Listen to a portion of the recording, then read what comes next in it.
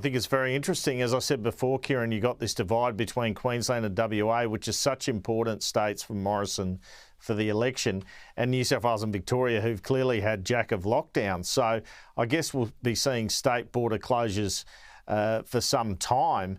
Albanese was keen to tackle Scott Morrison on the inconsistent positions. I think it's also interesting that Scott Morrison, as I've been reporting, has been pushing Gladys Berejiklian to go harder with their lockdown to suppress the virus, and that was finally successful last week with the curfews in certain local government areas and whatnot.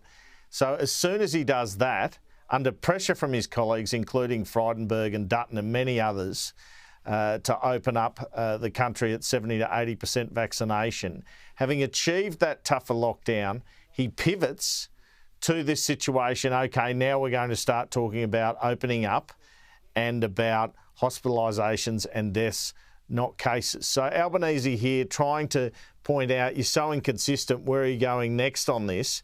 And Morrison trying to pin out Albanese as Captain Lockdown. You support the lockdowns. In June, the Prime Minister congratulated the New South Wales Premier for not going into lockdown. In July, he said lockdowns were a necessary tool. In August, he pushed New South Wales to lock down harder and also said, for the lockdown to work, the lockdown must work. Today, he switched again, saying lockdowns must end. When the Prime Minister's story changes so often, how can Australians have confidence going forward?